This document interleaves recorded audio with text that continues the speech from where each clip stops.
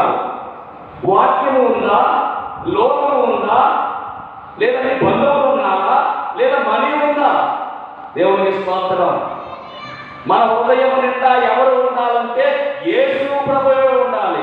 వాక్యమైన యేసుతో మనం నింపబడాలి.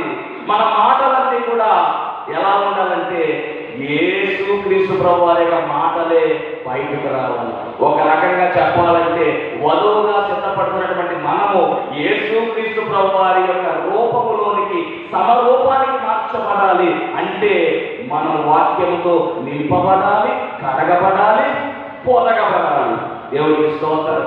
ఇది మూడవ కారణం. ఇక్కడ ముగిస్తున్న నాలుగవది. నాలుగు చెప్తానని చెప్పారు కదా. మరి ఒకటి, హత్తుకుని ఉండాలి. రెండు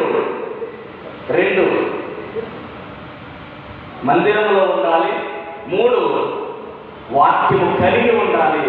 4వ కారణం, మీకు డౌట్ రావాలి, అదేంటి మాస్టర్ గారు, కర్రలన్నీ కూడా మందిరంలో పెట్టారు కదా, కర్రలన్నీ కూడా వాక్యం ఉండే ఉన్నాయి కదా, అదేంటి ఆరోగ్య గారికి అందరికీ తీసుకొచ్చింది?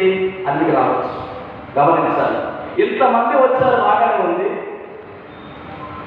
మరి దైవజనులతో సమస్యలు చెప్పుకుంటున్నప్పుడు మనసులో ఏమంటారు? ఒకసారి మనకే నమ్మకం కుదరదు, ఇది జరుగుతుందా అంటే.